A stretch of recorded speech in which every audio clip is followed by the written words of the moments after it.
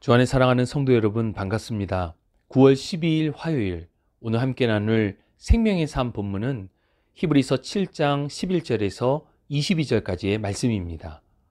본문의 말씀을 봉독하겠습니다. 레위 계통의 제사 직분으로 말미암아 온전함을 얻을 수 있었으면 백성이 그 아래에서 율법을 받았으니 어찌하여 아론의 반차를 따르지 않고 멜기세덱의 반차를 따르는 다른 한 제사장을 세울 필요가 있느냐. 제사 직분이 바뀌어졌은즉 율법도 반드시 바꾸어지리니 이것은 한 사람도 제단 일을 받들지 않는 다른 지파에 속한 자를 가리켜 말한 것이라. 우리 주께서는 유다로부터 나신 것이 분명하도다. 이 지파에는 모세가 제사장들에게 관하여 말한 것이 하나도 없고 멜기세덱과 같은 별다른 한 제사장이 일어난 것을 보니 더욱 분명하도다. 그는 육신에 속한 한 계명의 법을 따르지 아니하고 오직 불멸의 생명의 능력을 따라 되었으니 증언하기를 내가 영원히 멜기세덱의 반차를 따르는 제사장이라 하였도다. 전에 있던 계명은 연약하고 무익함으로 패하고 율법은 아무것도 온전하게 못할지라. 이에 더 좋은 소망이 생기니 이곳으로 우리가 하나님께 가까이 가느니라. 또 예수께서 제사장이 되신 것은 맹세 없이 된 것이 아니니 그들은 맹세 없이 제사장이 되었으되 오직 예수는 자기에게 말씀하신 이로 말미암아 맹세로 되신 것이라.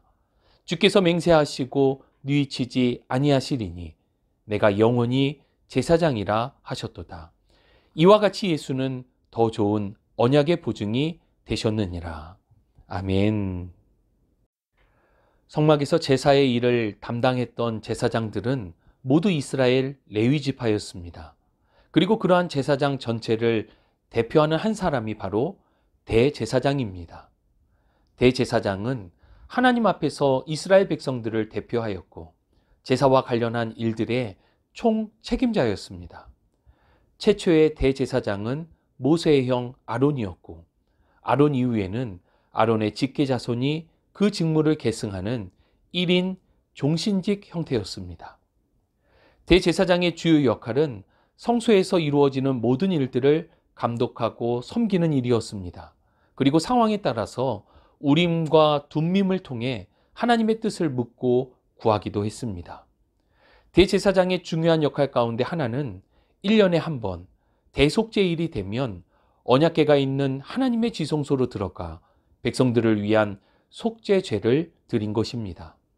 지성소는 오직 1년에 한 번 대속죄일에 대제사장 한 명만이 들어갈 수 있었습니다.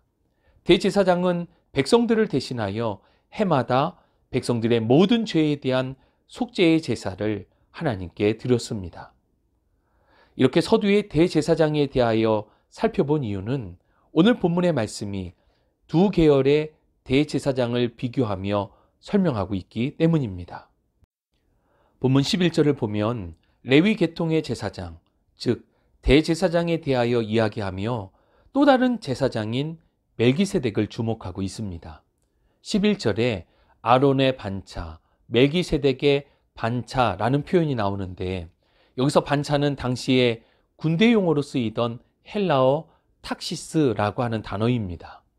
이것은 문자적으로 차례, 순서, 서열이라는 의미를 가지고 있습니다. 그러니까 아론의 반차는 아론으로부터 이어진 아론 계열의 제사장을 뜻하고 멜기세덱의 반차는 멜기세덱으로부터 이어진 제사장에 대한 표현인 것입니다. 이렇게 아론의 반차와 멜기세덱의 반차를 비교하는 것은 아론의 반차를 따르는 제사장에게는 한계가 있다는 것입니다. 그리고 멜기세덱의 반차를 따르는 제사장이 필요했음을 밝히고 있습니다.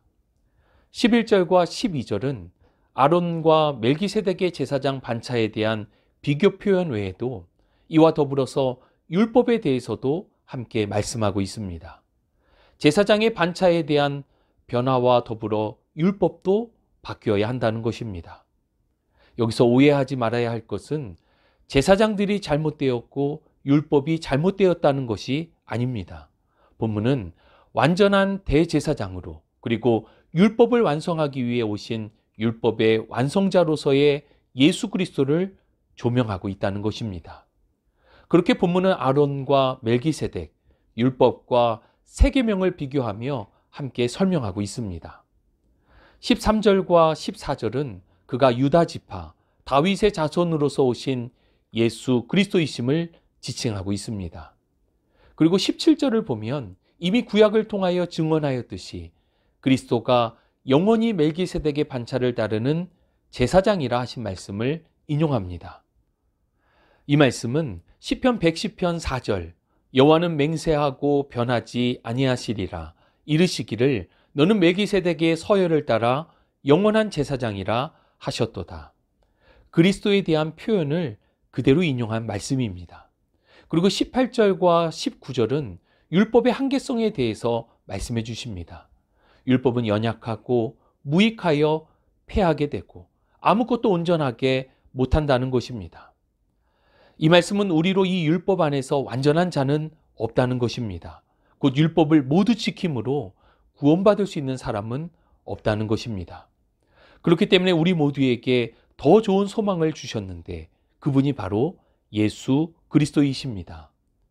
예수님께서 멜기세덱의 반차를 따라 대제사장으로 이 땅에 오셨고 예수님을 통한 속죄의 제사를 통해 우리 안에 모든 죄의 문제를 해결해 주셨고 예수님을 통하여 우리는 아버지 하나님께로 가까이 나아가게 되었습니다. 이것이 율법과 비교하며 우리에게 주신 더 좋은 소망인 것입니다. 그리고 이 더 좋은 소망은 갑자기 주어진 것이 아니라 하나님의 섭리를 따라 이미 주신 약속의 말씀을 따라 아들 예수 그리스도를 통하여 주신 생명의 능력인 것입니다. 그러면서 22절은 이렇게 말씀합니다. 이와 같이 예수는 더 좋은 언약의 보증이 되셨느니라. 아멘. 예수님은 하나님께서 약속하신 언약의 성취이시며 우리에게 더 좋은 언약의 보증이 되시는 믿음의 주님이십니다. 예수님께서 언약의 보증이 되시기에 우리는 이를 믿기만 하면 되는 것입니다. 예수님께서 대제사장이 되어주셨기에 우리는 예수님을 통해서 모든 죄의 문제를 해결받았습니다. 그리고 우리는 예수님을 통해 아버지 하나님께로 나아갈 수 있게 되었으며 영생의 소망으로 살아갈 수 있게 된 것입니다. 주 안에 사랑하는 여러분, 예수님은 영원한 제사장으로 우리를 화목케 하시는 주님이십니다. 이미 우리의 모든 죄와 허물을 대신하여 십자가에서 죽으셨고 지금도 우리를 위하여 하늘아버지 보좌 우편에서 기도하시는 우리의 중보자가 되십니다. 마태복음 5장 9절 화평하게 하는 자는 복이 있나니 그들이 하나님의 아들이라 일컬음을 받을 것이미요. 우리 모두는 예수님의 반차를 따르는 하나님의 자녀이기에 우리들 또한 화목케 하는 중보자적 사명이 있습니다. 세상은 계속하여 내가 제일 중요하다고 이야기합니다. 그러다 보니 확대되는 것이 바로 개인주의와 이기주의적 성향입니다. 그러나 하나님께서는 우리로 공동체가 되게 하셨고 서로 연결된 지체로서 하나가 되어야 함을 강조하여 말씀하십니다. 세상과 담을 쌓는 것이 아니라 어두운 세상에 빛을 비추어 밝게 해야 하는 빛으로서의 사명이 있음을 말씀해 주십니다. 빛은 예수의 소망의 빛, 복음을 나누는 것이며 삶을 통하여 그 예수님의 복음으로 살아내는 것입니다. 간절히 소망하기는 우리 모두가 화평케 하는 자가 될 수 있기를 바랍니다. 예수님께서 더 좋은 언약의 보증이 되어주셨습니다. 이제는 우리가 예수님을 보증하는 삶을 살아가야 합니다. 나를 통하여 예수님이 드러나고 우리 안에 소망이 되시는 예수님을 증거하며 예수님의 보증이 되어야 합니다. 오늘도 예수 안에 그리고 예수로 예수님과 함께 예수 그리스도의 보증이 되시기를 주님의 이름으로 축복합니다. 우리에게 참된 소망을 주시는 하나님 감사합니다. 우리 주 예수 그리스도를 통하여 더 좋은 소망과 더 좋은 언약의 보증이 되게 하시고 우리로 이 믿음 안에 살아가게 하시니 참으로 감사를 드립니다. 이제는 우리가 예수님의 보증이 되기를 원합니다. 어두운 세상과 타협하며 더 이상 숨지 않기를 원합니다. 오히려 일어나 빛을 발하며 어둠을 밝히고 우리 안에 참 소망이 되시는 예수님을 보증하며 예수님을 증거하는 삶이 되도록 우리를 붙들어 주옵소서. 날마다 믿음 안에 우리로 승리케 하시며 또 우리와 함께 하시는 우리 구주 예수 그리스도의 이름으로 기도합니다. 아멘.